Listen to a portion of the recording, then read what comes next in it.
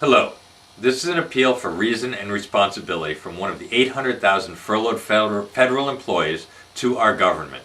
Reopen the government and do your jobs. I know that most people view government employees as nameless, faceless consumers of tax dollars. Politicians know this as well. This makes us a convenient bargaining chip for political maneuvering and explains the cavalier attitude adopted by our government when requesting a sequester or government shutdown. Besides those of us who suddenly find ourselves without a paycheck, most Americans will not be immediately impacted by the shutdown. This, however, is a dangerous game to play.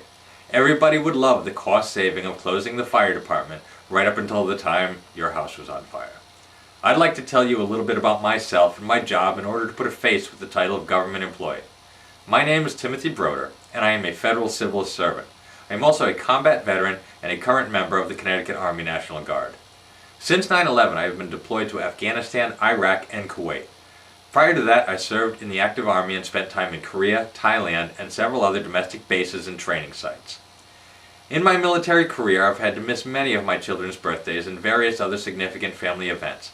I have always done so with the knowledge that I was providing an important service to a grateful American public and a supportive government. Throughout it all, despite the sacrifices, I felt honored to be able to serve with some of the finest Americans that have ever existed, and for a people that truly appreciated my efforts and sacrifices. I have, until just recently, felt the exact same way about my position as a federal civil servant. My federal civil service position is actually very similar to that of my activated military position. I repair, maintain, and fly in the helicopters of our National Guard fleet. Each day I go to work wearing my Army uniform, abiding by military customs and courtesies, and work on military equipment. The only real difference between my current position and when I was active is how I get paid, and of course the fact that I'm now furloughed. The helicopters I work on, or I should say did work on, are the same helicopters that are used in times of natural disasters. These helicopters have been used in situations like the Colorado floods, the California wildfires, Superstorm Sandy, and Hurricane Katrina. These helicopters have also been used to fight the wars in Afghanistan and Iraq. These helicopters are used to train our pilots and flight crews to the level of proficiency required to meet the challenges of today's military. This level of proficiency is unattainable if our National Guard personnel are restricted to the traditional 1 weekend a month that is a minimum requirement for most reservists. Because of the additional training and maintenance required, our National Guard fleet has to be supplemented and supported by a full-time workforce of government employees and government contractors. There are similar federal civil service technicians in every state in the country, maintaining the equipment our country and states rely on in times of crisis.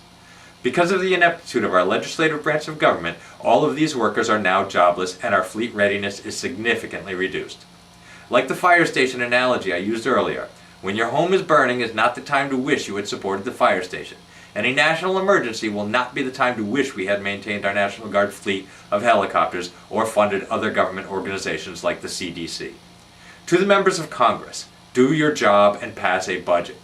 I understand that there are political implications to your actions. I understand that the Republican members of Congress are hoping that the blame for our government's dysfunction will be directed toward the President and the Democratic Party. I know the Democrats are betting the blame will be directed toward the Republicans and the Tea Party. Please stop politicking and start governing. Please stop placing the interest of your party ahead of the welfare of the nation. Please take a break from your perpetual campaign and start doing your jobs as our congressmen. Because I believe our current elected representatives require greater guidance than an appeal for reason and responsibility, I will outline a plan that I believe will be implementable and fair to all affected parties, which, by the way, is every citizen in the United States of America.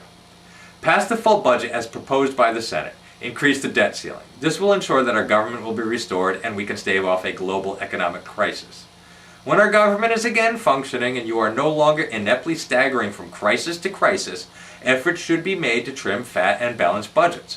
Liberals should concede some entitlement spending and conservatives should concede some revenue increases via taxation. That, however, is a matter for a later time.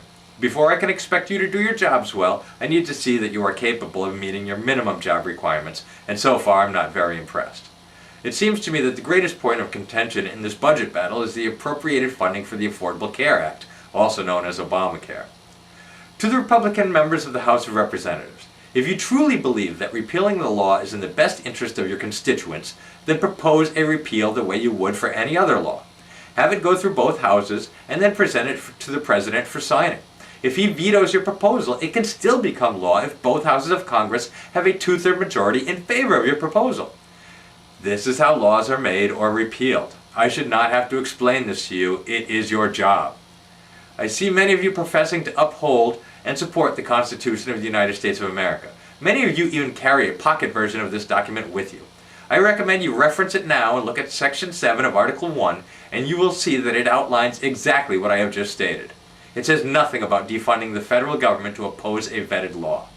From my perspective, that seems almost criminal. From a cynical point of view, it would seem that the greatest fear among Republicans is that the American public may actually like the Affordable Care Act.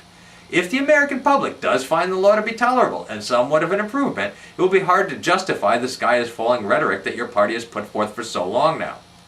If this is the case, many of you will have a hard time getting re-elected. I urge you again, please put the best interest of the nation ahead of the best interest of your campaign. If the American public does not like the law, propose a repeal as I have stated earlier. If that is truly our desire, we will support you.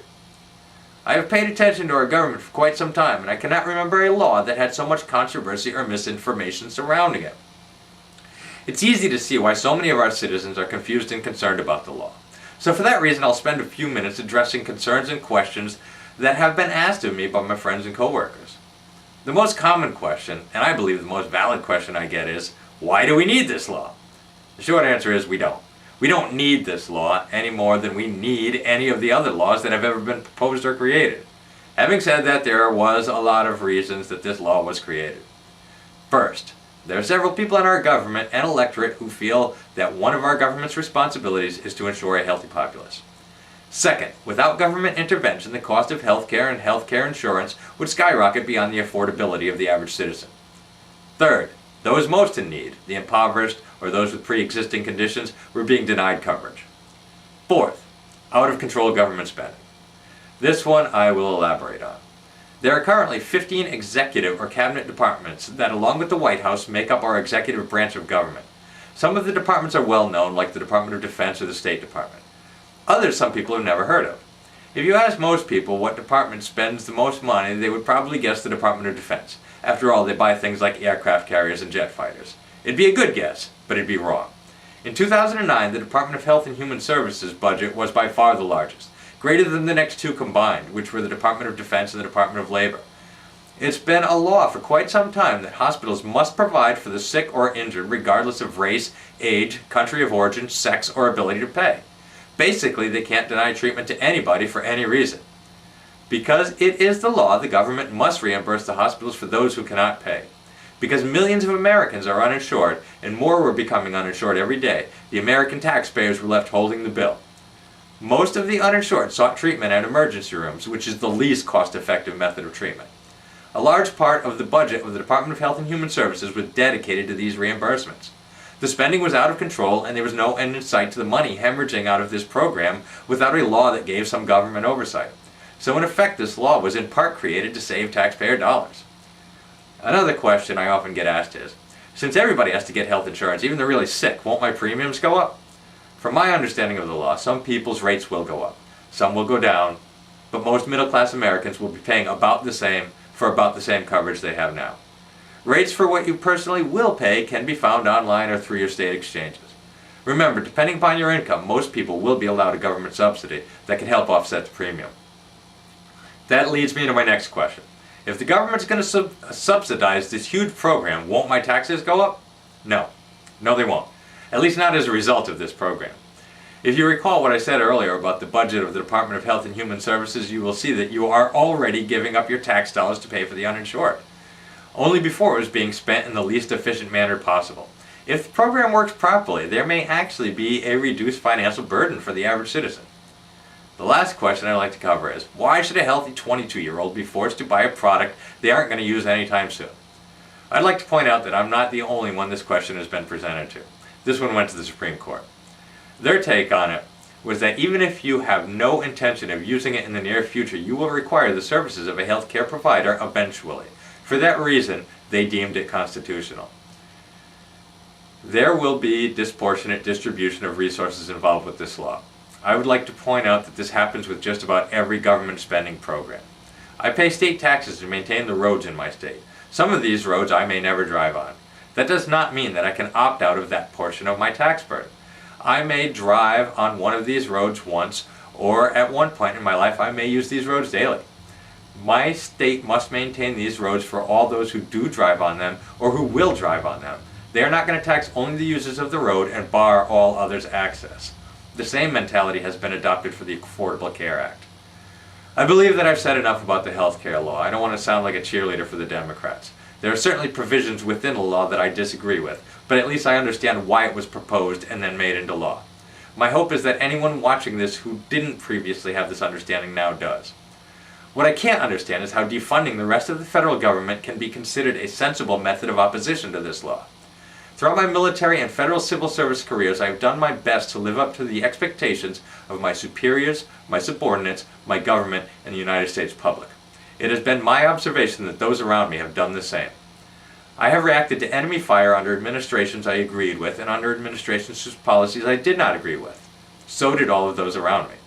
We did so because we swore an oath, because we believed that our unity, regardless of political ideology, was in the best interest of our country, and because the consequences of a divided military or government workforce are unthinkable. Me and many of the people that I've served with had to recently forfeit 20% of our pay because of the forced across-the-board spending cuts imposed by the sequester. This placed an undeserved financial hardship on us. Now we find ourselves without a job at all. Both of these situations stem from Congress's inability to perform the minimum requirements of their job. Once again, to the members of Congress, you are hurting your citizens. Please stop. Many of these citizens have voluntarily risked their lives in support of this nation. We are asking nothing more of you than to do your job so that we can do ours. As I have said before, many of the people I work with or have worked with have widely varied political views. I in no way speak for all of them, nor do I speak for the Army, the Connecticut National Guard, or federal civil service technicians. I am speaking out as a citizen who has been a member of all those organizations. Although I do not speak for everybody, I feel I'm on pretty safe ground when I say that the American public is sick of the ineptitude of Congress. For too long, the wrong people have been paying the price for that ineptitude, and those paying the price are the American people. This has to stop. Please remember you also swore an oath. Thank you for listening.